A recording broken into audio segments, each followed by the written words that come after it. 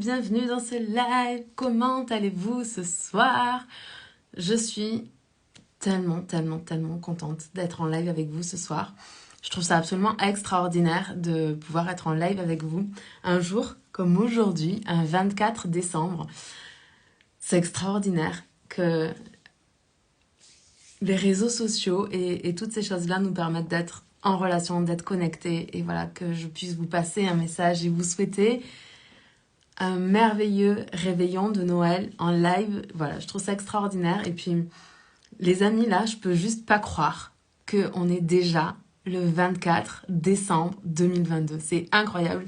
2022 est passé à une vitesse juste hallucinante. Ça a été une année extrêmement riche pour moi, à tout point de vue, autant en défis qu'en succès, qu'en réalisation, qu'en réalignement, qu'en leçons. Mon Dieu, je crois que c'est l'année de ma vie où j'ai appris le plus de grandes leçons. Donc, c'était juste incroyable. Et avant de vous laisser aller rejoindre les vôtres, vos amis, votre famille pour célébrer cette incroyable soirée du 24 décembre, où la magie règne, où dans toutes les familles, on décide de faire la trêve de Noël, des petits conflits et des petites incompréhensions qu'on a pu avoir dans toute l'année. Je trouve que les périodes des fêtes sont une période extraordinaire pour aller créer plus d'amour à l'intérieur de nous, voir plus d'amour à l'extérieur de nous, créer plus de paix à l'intérieur de nous et voir plus de paix à l'extérieur de nous. Là, je crois vraiment que décembre est un mois magique. Je crois que c'est le mois dans lequel on peut créer le plus de magie. En réalité, je crois qu'on peut créer énormément de magie tout au long de l'année. Mais je crois que décembre nous invite particulièrement à revenir à l'intérieur de nous, à nous connecter à qui on est vraiment pour pouvoir donner ce qu'on est vraiment dans ce monde. Donc, extraordinaire d'être en live avec vous ce soir. Et puis, ce que je voudrais vous partager dans le live de ce soir, c'est qu'on va être nombreux, enfin, on est très nombreux à aller retrouver notre famille ou nos amis pour célébrer ces fêtes de fin d'année, pour célébrer ce réveillon de Noël. Et pour certains d'entre nous, retrouver notre famille, c'est comme extraordinaire, c'est comme la meilleure des choses dans le monde. Et puis, de les retrouver dans cette période, encore une fois, qui est vraiment particulière, dans laquelle ça va juste être le kiff, le bonheur d'être ensemble, de se retrouver, de s'écouter, de partager. Voilà, pour certains d'entre nous, c'est vraiment magique. Et pour d'autres, j'ai aussi conscience que ça peut être assez challengeant parce que on a pris une voie différente en 2022 ou les années précédentes. Et peut-être que certains membres de notre famille ou certains de nos amis ne comprennent pas vraiment les changements qu'on a fait dans notre vie, peuvent nous trouver comme changés. Et pour nous, qui sommes dans le développement personnel, spirituel, dans le business en ligne, toutes ces choses-là, changer, se réinventer, aller de plus en plus vers qui on est profondément, s'enlever toutes les étiquettes qu'on a pu nous coller au fur et à mesure des années, en nous disant que « Hello, ma belle Pauline, bienvenue, comment vas-tu ?» J'en profite là que tu sois connecté pour te souhaiter un merveilleux réveillon de Noël, de passer des fêtes extraordinaires en famille, de te connecter à encore plus d'amour à l'intérieur de toi et de ressentir encore plus d'amour avec les personnes avec qui tu vas partager cette soirée. Pour moi, c'est extraordinaire que tu sois en live avec moi. Merci. Et donc, je disais que des fois, on change, et bien que dans le développement personnel, spirituel, ce qu'on recherche, c'est justement à évoluer, à changer, à grandir, à devenir de plus en plus qui on est. Merci, toi aussi, je te fais des bisous. Moi aussi, je t'embrasse, ma belle Pauline. Bien que ce soit notre objectif, d'accord, quand on est dans cette vibe du développement personnel et spirituel et de la connexion à notre soi exponentiel, on va d'abord aller connecter à notre vrai soi. Et pour aller connecter à notre vrai soi, il faut vraiment qu'on enlève toutes ces choses que les gens ont projetées sur nous ou toutes ces étiquettes qu'on s'est collées à propos de nous parce qu'on pensait qu'il fallait être cette personne-là pour être aimé des autres, des nôtres, de l'homme qu'on aime, la femme qu'on aime, de tout ce qu'on croyait vrai à propos de nous, au lieu de laisser émerger qui on était vraiment. Et il n'y a pas de mal, et je veux pas que comme vous rentrez dans un truc de « Ah voilà, j'y suis toujours pas, je suis pas en train d'exprimer la meilleure version de moi, et je suis tellement nulle, et blablabla, et j'aurais dû faire ci, et j'aurais dû faire ça. » Je veux vraiment que vous arrêtiez avec ça, surtout définitivement tout le temps dans votre vie, mais encore plus ce soir.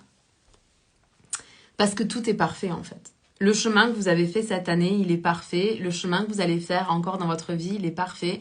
Et on n'a jamais fini d'aller connecter avec ce soi, ce vrai soi, ce soi profond qu'on a à l'intérieur de nous et qui est déconditionné de tout.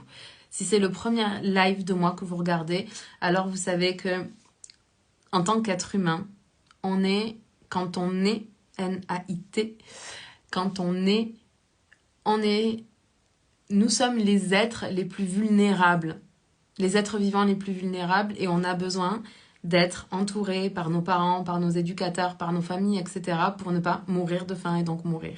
Et donc la raison pour laquelle on se conforme au regard de nos parents, au regard de nos grands-parents, au regard du monde, au regard de nos éducateurs, au regard de nos professeurs, au regard de nos amis, au regard de la société, c'est parce qu'on a cette peur d'être abandonné. Et que si on est abandonné en tant qu'être humain, juste on meurt. D'accord? Donc, pas de culpabilité par rapport à ça, on passe tous par ça. Et puis à un moment donné, on devient majeur.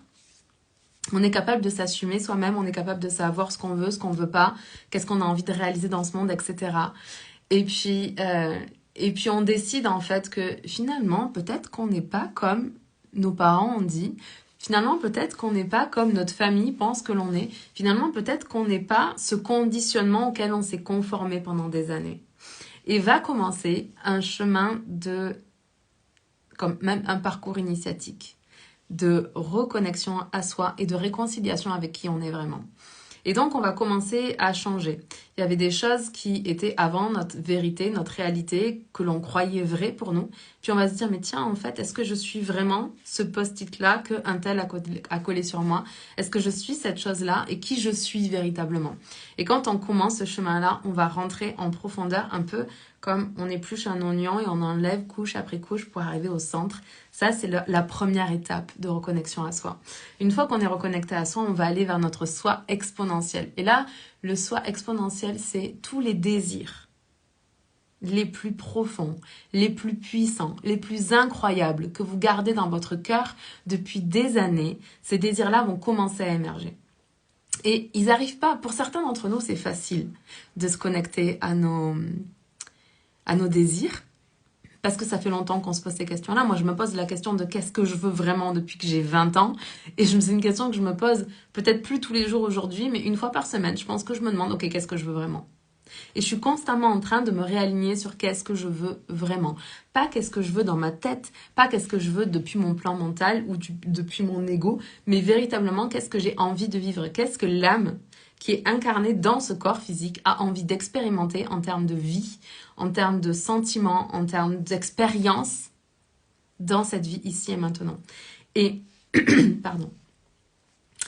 Et quand on commence à se poser ces questions-là, on va découvrir des désirs qu'on n'avait pas vus. Parce qu'on ne s'était jamais posé la question avant. Parce que pour beaucoup d'entre nous, on s'est premièrement conformé. Puis on nous a enseigné, on nous a fait croire qu'on devait d'abord faire plaisir aux autres, d'abord s'occuper des autres, d'abord avoir le temps pour les autres. Et du coup, on a très peu pris de temps pour nous. Et on s'est peut-être jamais demandé, ok, mais qu'est-ce que je veux vraiment? Est-ce que je veux vraiment exercer ce métier-là? Est-ce que je veux vraiment une vie de couple comme ça? Est-ce que je veux vraiment une vie de famille comme ça? Est-ce que, peu importe, est-ce que j'ai vraiment envie de faire ce sport-là? Peu importe ce que vous faites dans votre vie. Et vous allez commencer à vous dire, mais qu'est-ce que je veux vraiment? Et vous allez découvrir des désirs incroyables que vous avez à l'intérieur de vous. Et je ne parle pas des désirs de l'ego. Si on est là ensemble, c'est parce qu'on ne cherche pas à créer une image parfaite de qui on est. Parce que tout ce temps qu'on passe à créer cette image parfaite de qui on est, qu'on passe du temps à nourrir cette armure qu'on colle sur nous parce qu'on a l'impression qu'on survit mieux, qu'on se protège ou ce genre de choses. Et tout ce temps qu'on passe à construire une image sociale de nous, pour moi, c'est du temps qui est perdu. Et si vous avez construit votre image sociale jusque-là, c'est pas grave. C'est normal et c'est pas grave. Mais mon invitation avec ce live, c'est de retourner et de vous réconcilier avec la personne extraordinaire que vous êtes dans ce monde, sur cette terre, ce que vous êtes vraiment venu expérimenter. Et dans ces désirs-là, vous allez partir dans ce qu'on appelle le soi exponentiel. C'est-à-dire que vous allez vous dire, ok, j'ai envie de ça. Et vous allez mettre en place les actions nécessaires et appropriées pour aller vers ce truc-là. Vous allez écouter vos intuitions, vous allez vous challenger, vous allez dépasser vos peurs, etc. pour réaliser ce truc que vous voulez vraiment. Et quand vous aurez ce truc-là, vous allez dire, oh, j'ai encore envie de ça. Et c'est ça le soi exponentiel. On n'est plus dans la construction d'une image sociale. On n'est plus dans la construction d'un ego pour se protéger, pour protéger du monde, protéger des autres, parce qu'on a peur de ne pas être aimé, de ne pas être assez, de ne pas être ceci, cela, le reste. Mais vraiment, ok, qu'est-ce que j'ai vraiment envie de vivre là? Qu'est-ce qui m'anime profondément? Et donc, quand on fait ce chemin-là, au début, ça se peut que l'on se retrouve dans des repas de famille et qu'on sache plus tellement où est notre place. Qu'on ait l'impression que les gens nous jugent pour ce travail d'évolution intérieure qu'on est en train de faire et qu'on se dira, mais t'as changé? Oui, mais tu sais, ne pas changer, c'est mourir à petit feu. Je ne suis pas destinée en tant qu'être humain à rester exactement comme j'étais à 18 ans. Sinon, ça veut dire que je n'ai pas grandi. Ça veut dire que j'ai pas développé mes talents, mes ressources. Je commence pas à réaliser mes rêves. Je continue à me conformer. Donc, c'est normal de changer. Et c'est normal aussi que les gens qui vous ont toujours connu d'une certaine manière se disent ben enfin, mais qu'est-ce qui t'arrive? Pourquoi est-ce que tu penses comme ça? Pourquoi est-ce que t'as ces désirs-là? Pourquoi est-ce que tu t'affirmes alors que t'as toujours été quelqu'un de timide? Toutes ces choses-là qu'on va nous faire comme, je mets des guillemets, mais des reproches. En tout cas, on peut le vivre comme des reproches. Donc, ce soir, c'est un soir qui est magique. C'est un soir qui est magnifique. C'est une occasion extraordinaire de créer de l'amour, de partager de l'amour. Donc, ce que j'ai envie de vous partager, c'est que si vous avez un peu peur, vous êtes un peu inconfortable à l'idée d'aller passer Noël avec votre famille ou certains de vos amis que vous n'avez pas vus peut-être depuis longtemps, ce que j'aimerais vous inviter à faire, c'est chercher les similitudes. Ne cherchez pas en quoi est-ce que vous êtes différent de votre famille, en quoi est-ce que vous êtes mieux ou moins bien que Pierre, Paul ou Jacques. Regardez uniquement pendant toute cette soirée tout ce qui vous rassemble. Tout ce qui fait que finalement vous avez les mêmes valeurs, même si vous les exprimez pas de la même façon. Peut-être que votre cousin qui fait le tour du monde, sa valeur c'est la liberté. Peut-être que vous avez la même liberté, mais que pour vous la liberté c'est la liberté de temps, la liberté d'être qui vous avez envie d'être sans qu'on vous dise qui vous avez envie d'être. Peut-être que pour vous c'est la liberté financière. Peut-être que pour lui c'est la liberté géographique et puis vous exprimez cette liberté différemment. Peut-être que pour vous, être libre, c'est devenir entrepreneur. Peu importe, mais ce que je veux vous inviter vraiment ce soir, pour recréer ce sentiment d'appartenance, parce que c'est un des besoins fondamentaux de l'être humain, c'est même un des 6 sentiments qui soutient la motivation à long terme pour se réaliser, pour réaliser nos projets, pour réussir, etc.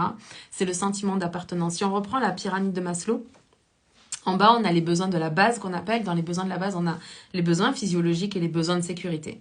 Et ensuite, deuxième étape, les besoins psychologiques. Et dans les besoins psychologiques, le premier des besoins, c'est le sentiment d'appartenance.